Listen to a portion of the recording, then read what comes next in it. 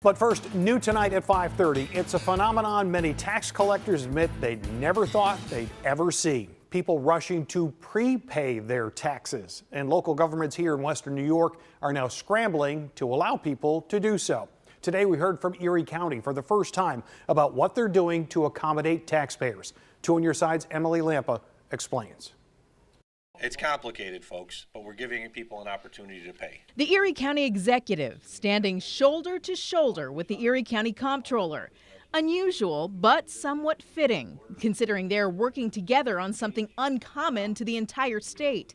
This is the first time a governor's executive order forced county leaders to suspend tax law to give taxpayers the opportunity to pay both city and county 2018 property taxes before the new year. It wasn't an easy process, and Joe Maciejewski, I give a lot of credit. A lot of his employees actually came in over the holiday, working off hours to make sure that the system was in place here in Erie County to at least have the option for taxpayers to get this done. If you itemize your deductions and foresee paying more than $10,000 in state and local taxes next year, prepaying at least a portion of your 2018 property taxes could be a good idea. The only way to know for sure, talking to a tax professional. We are giving you the option under the governor's executive order on what we're doing in Erie County, but we make no guarantee that they will then allow that as a deduction for your 2017 tax return.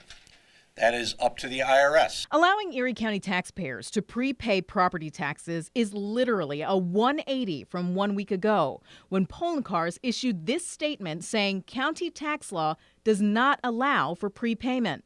Yesterday, the county scrambled to get all the necessary players in place to issue tax warrants to all the cities and towns. It's something they usually have until the end of January to do, but they got it done by 3 in the afternoon, the day after Christmas.